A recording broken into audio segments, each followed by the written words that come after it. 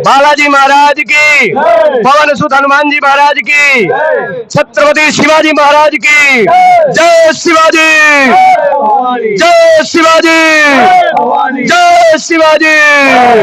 चंदन है इस देश की मिट्टी, तपोभूमि हर ग्राम। चंदन है इस देश की मिट्टी, तपोभूमि हर ग्राम। हर बाला देवी की प्रतिमा, बच्चा बच्चा राम है, बच्चा बच्चा राम है। बोलो भारत माता की, भारत माता की। वंदे वंदे वंदे। चाहता हूं, पर इतना जरूर कहना चाहता हूं कि हमारे स्वामी जी ने इतना अच्छा बिगुल बजाया है कि हम सब भारत के छोटे से मोटे से बड़े से सब लोग जाग गए हैं। और भिमंडी में तो हम त्रिपाठी जी को बहुत बहुत बहुत बहुत कितना आदर करूं, कितना सम्मान करूं कि गुरु जी को साधुवाद दूं कि गुरु जी को यहाँ पर आमंत्रित किए और स्थापित भी कर दिए। इसलिए एक बार हम जयकारा मनाते हैं। बोलो बागेश्वर भगवान की। मैं पहला बाला साहेब दरबार को मैं अभिनंदन करता हूं और वंदन भी करता हूं, क्योंकि इतना बड़ा कार्य जो उनके कर कमलों से आज पूरे शहर वासियों को, पूरे महाराष्ट्र के लोगों के यहाँ इतना बड़ा भव्य मंदिर आयोजन हो रहा है, तैयार हो रहा है, उद्घाटन होगा, तो यह श्रेय अपने बागेश्वर महाराज और धीरेन्द्र शास्त्री जी और हमारे तिवारी परिवार, जिन्होंने इतना तकलीफ उठाकर और त्रिपाठी परिवार इतना जो है अपना योगदान दिया है। इसलिए मैं सभी सनातनियों को यह कहना चाहता हूं कि इतने बड़े कार्यक्रम में और सब लोग आकर और महाराज जी का आशीर्वाद लें। दादाजी क्या कहेंगे, जब एक मंदिर था तो 30 से 40 लाख आदमी लेकर वो यात्रा में निकल पड़े थे, अभी तो दूसरा मंदिर भी बन रहा है। ऐसे में क्या हिंदू राष्ट्र बनने के लिए एक होकर आगे के लिए कुछ प्रचंड बढ़ेगा? यह तो जाग उठा है, सनातन धर्म, हिंदू धर्म जाग गया है। मैं इसके पहले भी मोबाइल पे मैं कहा हूँ कि अब जितने त्योहार आएंगे, जितने हिंदुओं का जितना त्योहार होता चला जाएगा, सबका नाम महा होगा।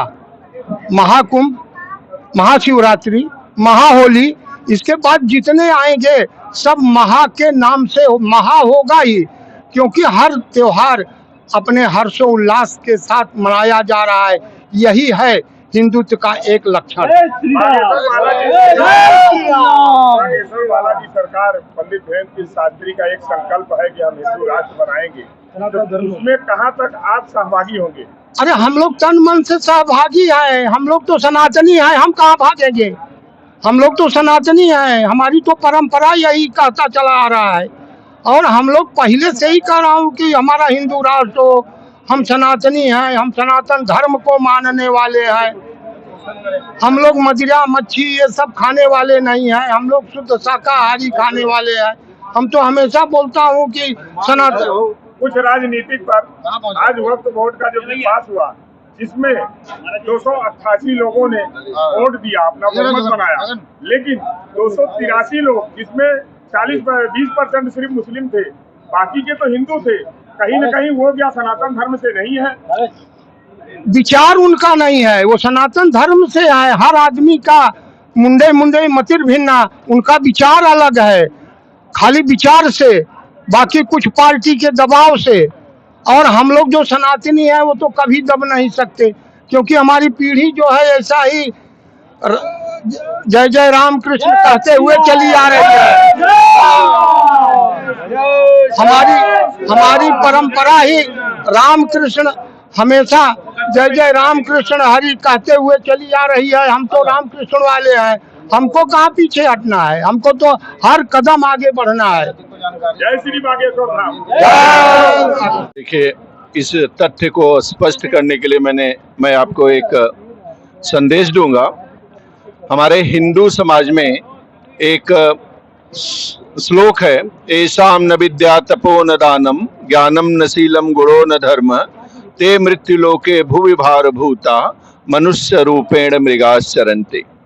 जिस तथ्य को आप बड़े सहज में ही आपने प्रश्न पूछ लिया, जहां पर कोई अपने आप को हिंदू न समझे तो हिंदू राष्ट्र का निर्माण किया जा सकता है। यहाँ का प्रत्येक बच्चा पृथ्वी पर जो जन्म लेता है वह सनातनी होता है, हिंदू ही होता है। बाद में वह अपने धर्म कर्म क्षेत्र में विभाजित होता है। जैसा कि हम सभी लोग यह जानते हैं कि जब बच्चा पैदा होता है तो पहला शब्द उसके मुंह से माँ शब्द निकलता है, अम्मी या मम्मी यह शब्द नहीं निकलता है, माँ शब्द। इसके बाद उसके मुख से निकलता है बा। बा मतलब भगवान, यानी वह भगवान से बिछुड़ करके माँ की गोद में पैदा होता है। तो प्रत्येक बच्चा जो यहाँ पर जन्म लेता है वह सनातनी ही होता है, हिंदू ही होता है। हिंदू के बाद वह धर्म को परिवर्तन में जाता है और धर्म में परिवर्तन के लिए प्रेरित किया जाता है, अपने स्वधर्म में नहीं जाता है। जैसा कि हम सभी को सिखाया जाता है कि प्रत्येक हिंदू अपने कुटुंब के साथ साथ अपने पूरे परिवार के साथ साथ पूरे पृथ्वी को एक परिवार समझता है। और यह मान्यता दी भी जाती है कि यह सर्वे भवन्तु सुखिनः सर्वे सन्तु निरामया सर्वे भद्राणु पश्यन्तु माँ कश्चित् दुःख भाग् भवेत्। यहाँ पर माँ जो शब्द होता है ईश्वर से कम नहीं होता, ईश्वरी प्रेरणा होती है और ईश्वर के साक्षात स्वरूप को माँ को दिया जाता है। माँ पिता को मान करके ईश्वर माँ भगवान शंकर माँ पार्वती की संज्ञा दी जाती है। इस अर्थ को आपके प्रश्न से संबोधित करते हुए मैं यह स्पष्ट करना चाहता हूँ कि पृथ्वी पर जो भी है वह सनातनी है।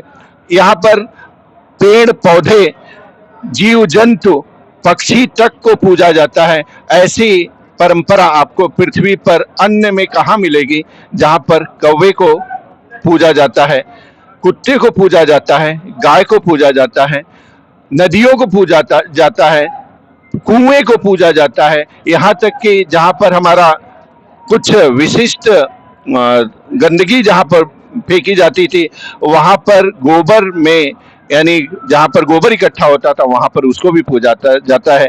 मैं यह बात को स्पष्ट करते हुए अपने वाणी को विराम देता हूँ। एक सवाल है हमारा, इस समय तेलंगाना में जो हजारों बीघे का हजारों एकड़ का जो जंगल है, उस जंगल को नष्ट किया जा रहा है। कहीं कहीं पशु पक्षी जानवर जो भी हैं, हाँ, उसमें सब मर जा रहे हैं। ऐसे में लेकर तेलंगाना सरकार पर आप क्या टिप्पणी करें? तेलंगाना सरकार में हम यह स्पष्ट करना चाहते हैं कि हमारे धरोहर को सुरक्षित रखने में हमारे पेड़ पौधे बहुत ही अहम भूमिका निभाते हैं, क्योंकि प्राणवायु यानी जो जीवन की वायु होती है वह ऑक्सीजन होती है और ऑक्सीजन सबसे ज़्यादा हमको कहीं मिलती है तो पेड़ पौधे से मिलती है।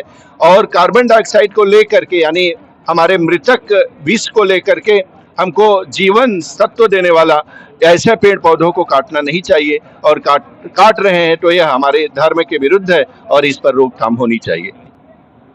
आपको कैसा लगा कि जो सनातन धर्म का जो हिंदू राष्ट्र बनाने का संकल्प लेकर चल रहे हैं इतनी सी कम उम्र में, तो आपको पहली बार मिला तो आपको क्या अनुभव लगा कि इनके साथ हमें जुड़कर और डट कर खड़ा रहना चाहिए? अद्भुत, यह अद्भुत है। और जिस प्रकार से उन्होंने पूरे राष्ट्र को जागृत करने का कार्य किया है, जन जागृति का जो अभियान उन्होंने चलाया है हिंदू समाज को जागृत करने के लिए, यह अपने आप में एक विहंगम संकल्प ले लिया उन्होंने। और वो सिर्फ और सिर्फ हिंदू समाज को नहीं जागृत कर रहे हैं, वो समस्त मानव जाति को जिंदा कर रहे हैं, जिसके माध्यम से पूरे विश्व का कल्याण होगा। क्योंकि हिंदू जहाँ भी जाता है वो विश्व का कल्याण करता है। वसुधैव कुटुंबकम, वह सभी जितने इस धरती पर जीव जंतु प्राणी सबको अपना परिवार समझता है। तो मैं ये कह सकता हूँ कि हिंदू राष्ट्र की कल्पना के साथ में हम इस विश्व की रक्षा करने की तरफ अग्रसर हो रहे हैं। आज हम देखते हैं कि कलयुग के दौर में तमाम चारों तरफ युद्ध का वातावरण छाया हुआ है, जीव जंतुओं की हत्या की जा रही है। लेकिन जब भारत हिंदू राष्ट्र बनेगा, विश्व गुरु बनेगा, तो उस तरफ आगे बढ़ते हुए भारत हमारा राष्ट्र पूरे विश्व की रक्षा करेगा, पूरे विश्व को मार्ग दिखाने का कार्य करेगा। इसलिए मैं बागेश्वर बालाजी महाराज के इस कदम की सराहना करता हूं, मैं बार बार उनका अभिनंदन करता हूं। और मैं काशी की धरती से उठ करके, बाबा विश्वनाथ की धरती से उठ करके, उस धरती पर जहां शंकराचार्य ने पहला विश्व ज्ञान दिया था, वहां से उठ करके मैं यहाँ आया हूं। तो विश्वनाथ की धरती से महाराष्ट्र की धरती पर आकर मैं बागेश्वर धाम महाराज का अभिनंदन करता हूं। सबसे पहले तो मैं सभी को जय श्री राम बोलूंगा। और जिस तरह से प्रभु श्री राम का मंदिर अयोध्या में बना है, और उसी तरह से आज बागेश्वर धाम, बागेश्वर सरकार स्वयं यहाँ पर मंदिर का निर्माण धीरेन्द्र शास्त्री जी के कर कमलों द्वारा हो रहा है। तो मैं सभी आज यहाँ पर, इस समय पूरा हिंदुस्तान जाग गया है। जिस तरह राम राज्य चल रहा है, उसी तरह बागेश्वर धाम भी, बालाजी धाम यहाँ पर जो मंदिर की स्थापना कर रहे हैं, हिंदू जाग गया है। और हिंदू सनातन को लेकर धीरेन्द्र शास्त्री जी का जो रुख है, पूरे भारत को, अखंड भारत का जो उनका सपना है, वो साकार करने के लिए सभी को उनका साथ देना चाहिए। जय श्री राम, जय बागेश्वर धाम, जय धीरेन्द्र शास्त्री जी। इसी तरह से आप कीर्तिमान करो। उस माँ को प्रणाम करता हूँ और उन बालाजी को प्रणाम करता हूँ जो इन्हें शक्ति देती है और हम सबको शक्ति प्रेरणा की स्तोत्र मिलती है।